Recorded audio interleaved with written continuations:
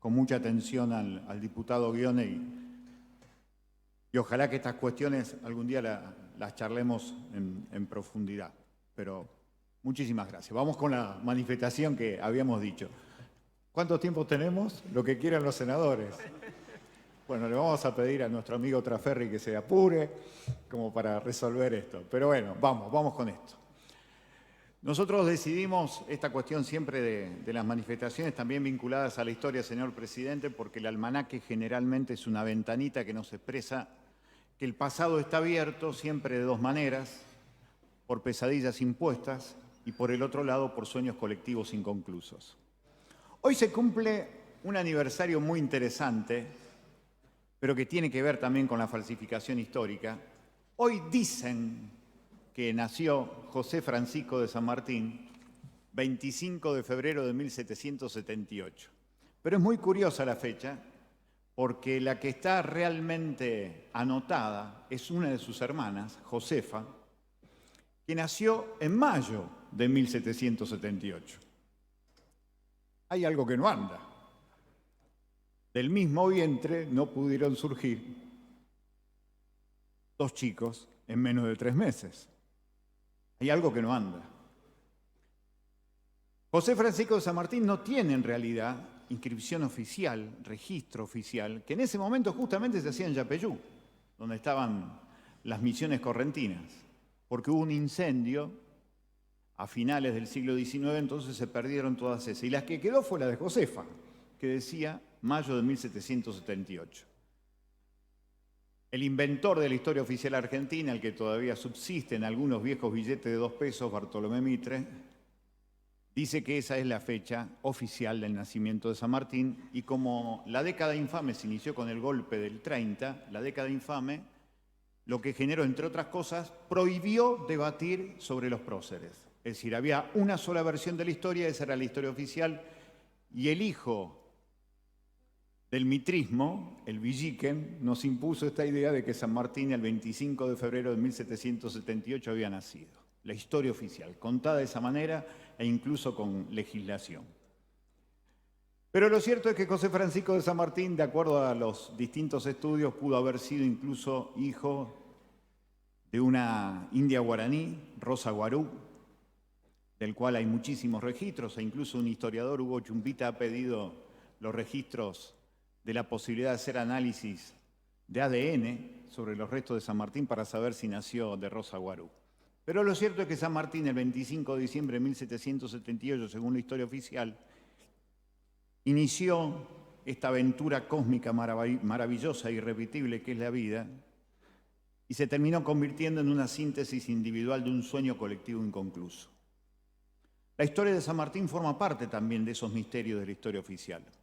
Alguna vez nos dijeron, porque lo dijo Mitre, porque lo dijo el Villiquen, que San Martín escuchó el llamado de la patria y volvió presuroso a prestarse para la revolución.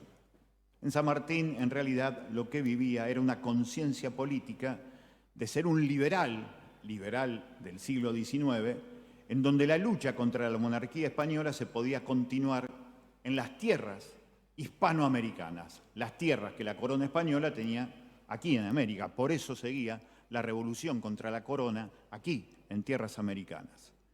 Y allí se convirtió realmente en un hombre que fue la síntesis de una expresión extraordinaria, de un gran sueño colectivo inconcluso. En estos días en donde también estuvimos muy cerquita del combate de San Lorenzo, del 3 de febrero de 1813, siempre nosotros contamos que los españoles venían al grito «¡Viva el rey!». ¿Qué gritaban los nuestros? Los nuestros gritaban «¡Viva la revolución!». ¿De dónde habían sacado este grito los nuestros? La revolución era la que le había enseñado un sacerdote, en aquel momento el cura Navarro, que era un cura artiguista, y era un cura que había agarrado las armas, porque él decía: el espíritu cristiano va en contra de los mercaderes del templo y por lo tanto yo, como sacerdote, tengo que estar junto a los míos tomando las armas en contra de los opresores. Una manera de teología, una teología de liberación. Lo cierto es que aquel 3 de febrero de 1813 San Martín empieza con el primer ejército popular latinoamericano en armas, aquello que va a ser el Ejército de los Andes. La historia oficial nos va a mentir también en una canción, aquello de la bandera idolatrada, la enseña que Belgrano nos legó, diciendo que cuando triste la patria esclavizada, con valor los Andes escaló. Mentira.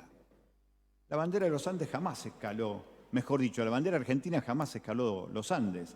La bandera del ejército de los Andes era un ejército popular latinoamericano en operaciones que no fue la bandera de Belgrano, fue otra, porque estaba resumiendo allí los intereses de pueblos sudamericanos que estaban detrás de este líder fantástico. En estos días, en donde tanto se ha discutido sobre si discutimos la hidrovía o el río Paraná, señor presidente, a mí me gusta decir que tenemos que descolonizar la cabeza. Le pusimos el término de hidrovía porque eso nos pusieron los gerentes de fábrica, los gerentes de las empresas que en los años 90 privatizaron el río Paraná. Lo que estamos discutiendo es quién se queda con las riquezas que pasan por el río Paraná. En estos días se nos dice, una vez más, como pasó en los años 90, que no tiene sentido hablar de soberanía. Que no tiene sentido pensar que las riquezas argentinas deben quedar para los argentinos, que no tiene sentido pensar que las riquezas santafesinas deben quedar para los santafesinos. Con absoluta modestia, pero con firmeza, me opongo a esa idea. Ayer el Instituto Provincial de Estadísticas y Censos sacó como balance de las exportaciones por las aduanas santafesinas que el año pasado se exportaron 22.000 millones de dólares. 22.000 millones de dólares. Yo me tomé, como siempre, como manía, multiplicar eso por el valor del dólar que estaba ayer. El valor que estaba el dólar ayer, el oficial por lo menos, era 89 pesos con 67. Lo multipliqué y eso da 1 billón, con B larga, 976.954 millones de pesos. Es decir, casi 4 veces el presupuesto de la provincia de Santa Fe para este año. ¿Cuánto le queda a las familias santafesinas, al pueblo santafesino, de lo que se va por los puertos del río Paraná, que es propiedad inalienable, como bien común de todos los pueblos que hace 3.000 años vienen pariendo vida alrededor del Paraná? ¿Cuánto le quedó por ingresos brutos a las exportaciones? 0 pesos.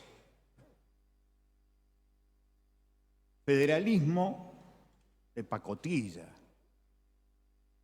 federalismo virtual.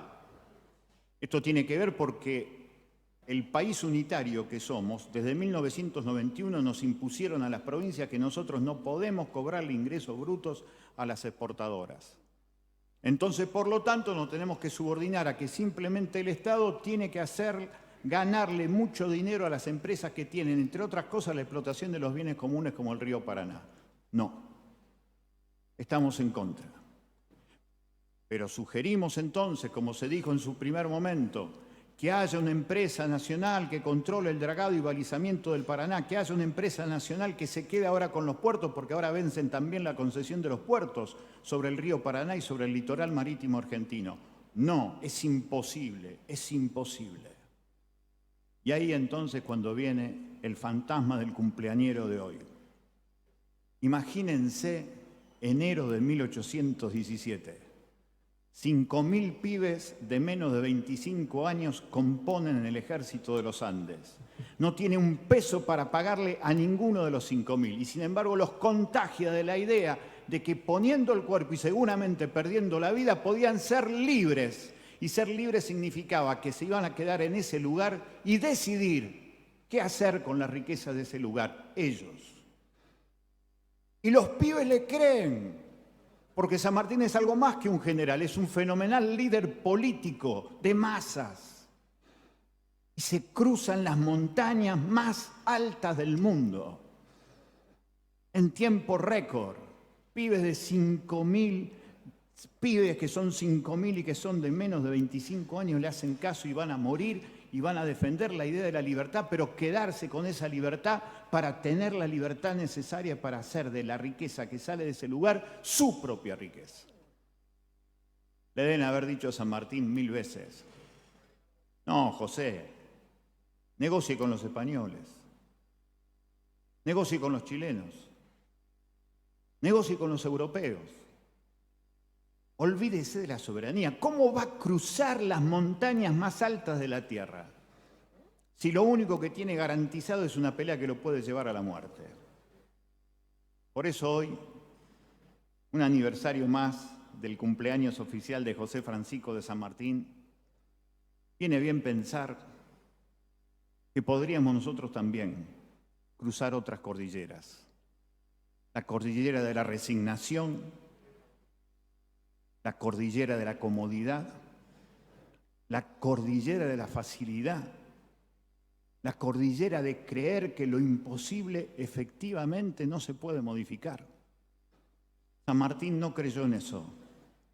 Simplemente fue la expresión de un sueño colectivo en movimiento, como hoy nos pasa cuando algunos de nosotros decimos que recuperar el río Paraná puede ser que nos dé mayor posibilidad para no estar regateándole a las empresas algo del dinero que todos los santafesinos le ayudamos a tener y que haya algo más de mejor vida para nuestros santafesinos, porque hoy, a mayor pobreza, a mayor concentración de riquezas en pocas manos, mayor desigualdad y mayor violencia.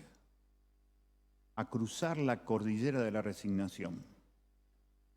Hoy nació San Martín, ojalá que nazca un San Martín colectivo. Muchísimas gracias, señor presidente. Gracias, diputado.